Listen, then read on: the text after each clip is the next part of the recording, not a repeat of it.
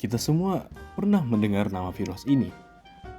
Adalah virus yang menyerang sistem kekebalan tubuh manusia.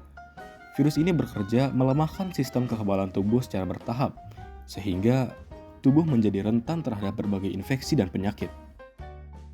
HIV dapat menyebar melalui beberapa cara, seperti hubungan seksual tanpa pengaman dengan orang yang terkontaminasi, lahir dari orang tua yang terjangkit HIV, berbagi jarum suntik, atau transfusi darah dengan orang yang terkontaminasi. Namun, apakah kita bakal terus sakit-sakitan kalau kita kena HIV? Jawabannya enggak juga. Infeksi HIV itu terbagi menjadi 3 tahap, yaitu tahap ringan, tahap sedang, dan tahap berat alias AIDS. Semakin berat tahapnya, maka akan semakin berat juga penyakit yang akan dialaminya. Mulai dari fase pertama, yaitu gejala yang dialami, seperti flu, demam, sakit tenggorokan, hingga nyeri otot.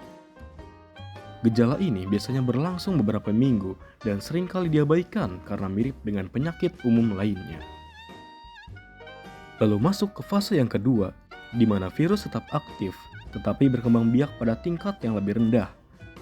Pada tahap ini, banyak orang mungkin tidak mengalami gejala selama bertahun-tahun, yang padahal virus HIV masih ada di dalam tubuh dan secara perlahan menurunkan jumlah sel imun tubuh ini. Lalu masuk ke fase yang ketiga, yaitu fase AIDS, yang dimana tahap akhir dari infeksi HIV. Pada tahap ini, jumlah sel imun pada tubuh menurun sangat drastis. Sistem kekebalan tubuh menjadi sangat lemah, sehingga tubuh menjadi rentan terhadap berbagai infeksi dan penyakit. Virus HIV memanglah berbahaya, namun bukan berarti virus ini dapat menghambat hidup kita sebagai manusia. Banyak juga pasien HIV yang bisa hidup normal dan melakukan aktivitas layaknya manusia pada umumnya. Dengan pengobatan yang tepat, menggunakan terapi antiretroviral, perkembangan HIV dapat dikendalikan. Antiretroviral dapat menekan jumlah virus dalam tubuh hingga tingkat yang sangat rendah, sehingga memungkinkan pengidap HIV hidup lebih sehat dan mengurangi resiko penularan kepada orang lain. Antiretroviral atau ART tidak menyembuhkan penderita, namun mencegah pertumbuhan virus dalam tubuh. Dengan terkontrolnya jumlah virus, maka sistem kekebalan tubuh akan terlindungi dan menghindari perkembangan HIV menjadi semakin parah. Sejak adanya obat ini, harapan hidup penderita HIV dapat menjadi sama dengan orang normal, jika mereka terdiagnosis tepat waktu, serta mengikuti pengobatan dan kontrol yang teratur. Sebagai tambahan, pasangan yang positif HIV tidaklah langsung ditakdirkan mempunyai anak yang HIV juga. Dengan pengobatan yang membuat jumlah virus cukup rendah dan tidak menginfeksi janin.